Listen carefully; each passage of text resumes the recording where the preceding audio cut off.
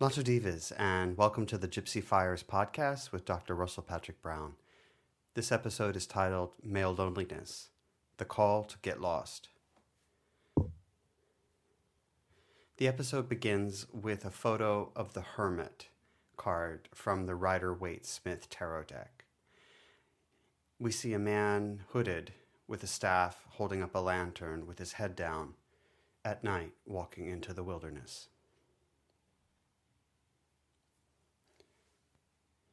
Despite building so many roads, drawing powerful maps, and driving much of transportation, men are lost. Endless guidance on the importance of strategy, Seth Godin, the brilliance to start with why, Sinek, and the promise of fulfillment if men just, quote, build things that matter, Squibb, isn't helping. Fires are burning in Wales. The Arctic winter has risen to 20 degrees Celsius, 68 Fahrenheit. 150 Pacific gray whales have washed up dead on the American Pacific shore this year. And Banda, India saw temperatures of 48 Celsius, 118 Fahrenheit last month. As we turn up the heat from our consumption of fossil fuels to enable a world where private jets can be labeled green investment, endless compute for AI ambitions voided all climate agreements, and endless consumption rips up and poisons the earth, we are returning to an era of the dinosaurs where the middle of the planet was uninhabitable. Sea levels were 170 meters higher than today, and temperate rainforests could grow in Antarctica. But now it's a lot more toxic.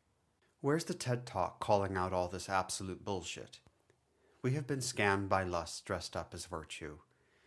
The familiar faces of journalists and truthsayers risking their lives for a better world have been replaced by obscenely wealthy people draped in calm professionalism, podcasting headphones, and frameworks that promise prosperity.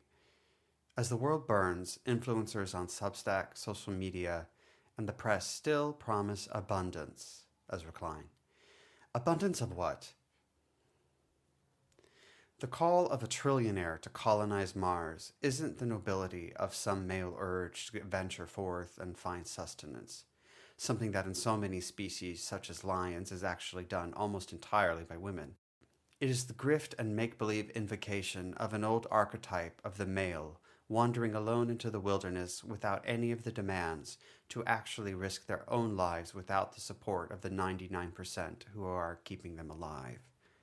It is impossible to live on Mars, and furthermore, if you or I got on a time machine, hit the buttons at random, and went back to some point in Earth history, 90% of the time we would die as soon as we opened the airlock door. Edwin Kite. We are being called forth by the most powerful people on Earth to venture forth and explore our annihilation. Even the most earnest of pleas to reset masculinity are mired in the same ambitions of desire. Scott Galloway gave us the reassuring protect, provide, procreate from his notes on being a man, which reads as what role play to expect of others in your relationships. And critiques of this still say why we need something more. No, enough of more. Dear traveler, I return to this tired writing trope not because I'm a gypsy and I'm reclaiming it from people who do not actually know how to travel and only know how to be tourists and colonizers. I return to it because the condition of traveling is to, obviously, not be at home. To not have the entitlement that you can do whatever you want when you're in someone else's home. It is to admit that you are a guest. It is to give yourself the permission to be lost. It is to free yourself from selfish demands that always end in pain, and instead, give yourself the gift of allowing yourself to be found by freedom, found by people who need you, discovered by the world. But that's jumping ahead. That's getting back too quickly to a framework that's going to allow us to get busy again and avoid the hopelessness, along with confusion, uncertainty, and fear of nothingness that comes with being alive. Throw out the podcasters, the think tanks, and the PhDs with all the answers. The manosphere is the womb we all wish we could return to, where we're magically just taken care of, while we don't even have the courage to admit that we occupy women's spaces, bodies, and thoughts already. I have been given the best education of feminism my entire life, and I'm gay, and I still cannot resist this pattern sometimes. But knowing this isn't just my stepping back from my expectations to be seen, heard, and loved. It's my own permission to go into the wild. While lots of institutions are going to lie to you right now about the history of tarot and claim that cartomancy is just something people have always done, that's an exaggeration. Meanwhile, the divination of cards has always been part of a Roma, Sinti, and Gypsy woman's work and practices.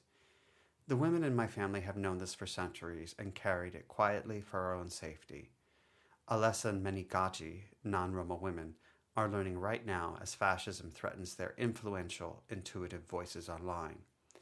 But like astrology, another profession well known to Roma and Sinti, although not exclusively, tarot has gained mass popularity through extraction, especially by turn of the 19th-20th century occultists. And it gives us a shared language right now for the archetypal. It is how I want to invite you to consider the hermit, the wizardy-looking old man with a lantern and staff going into the night alone. The figure of the wizard is an old one, and much of his magic and insight was inspired not just by imaginations of Celticism and its druids, but by the wandering minstrels, sages, and travelers that are part of my people, the gypsies. There is a lot of stereotype and misunderstanding around this, including the belief that we are free, careless people, and this is not true. Our history in the world is thousands of years old. We did not just stumble out of India 1,000 years ago by some tragic accident, as you might have been told. Things have happened to us, but we have always carried within and between ourselves our truth of humanity, nonviolence, and independence from systems that harm others. It is the vulnerable position of being alive that is missing in these man stories, and it is summoned in Viktor Frankl's timeless man's search for meaning. But even his choice to choose attitude gives us back that hope that we'll get it right. We can get the band back together, fix the machine, or get back to the arms of those we have outgrown or lost. Our minds are terribly clever. But returning to the hermit, what I notice in the face of the old bearded man is his youthfulness. His hooded head cast down shows us softness, a gentleness we tend to only associate with the young, naive, and hopeful.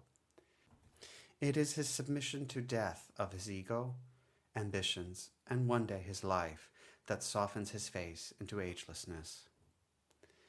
In old age, perhaps, it is not hope that we need from our elders. It's surrender. It is knowledge that things did not, in fact, work out. It is the willingness to return to what has been unknown and the liberation that all things one day go away. The hermit is not just losing himself in the world. He does what so many men of forgotten mystery schools have done. He vanishes into the real frontier, time itself. He reveals to us not nihilism or black pill defeatism, but the truth we are all hungry for. I'm 43, so I can't speak for young men, although soon I hope to share a prayer I wrote to myself as a young man. I can speak as a person looking ahead at what I was told would be my era to lead and shape the world for the better.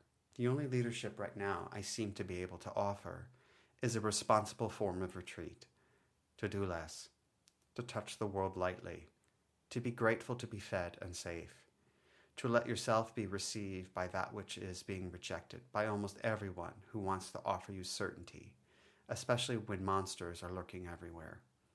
Unfortunately, I have no powers of organized or violent resistance to give you, but I pass no judgment upon it.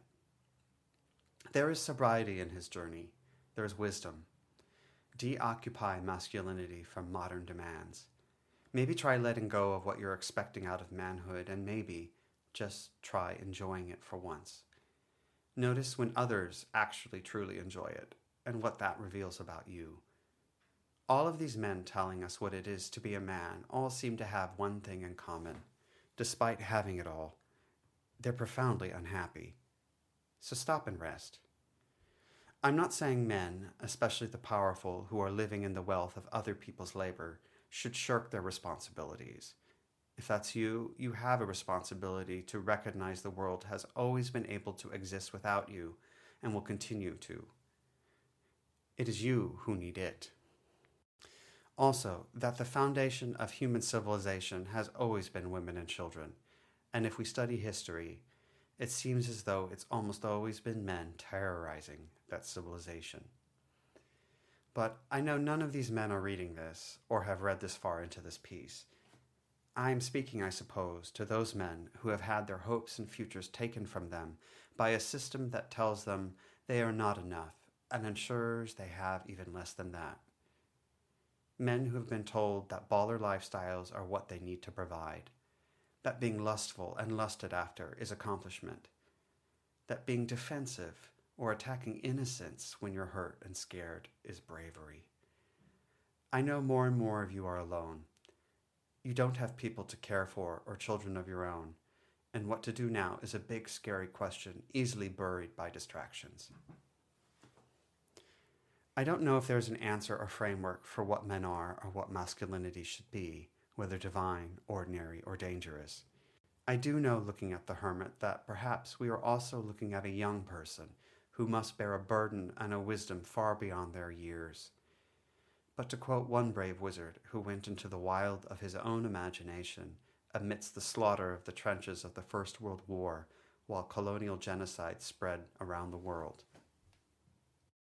all we have to decide is what to do with the time that is given to us. Gandalf in The Lord of the Rings. I think in Gandalf, J.R.R. Tolkien gave us the wise man and leader who had braved his own solitude for ages, not because Tolkien himself knew such a man, but because he knew the world desperately needed him. And perhaps men and women like this already do and always have existed, and it's time to listen to them. For whatever it's worth, you have my permission to take a step back and get lost, if only for a moment.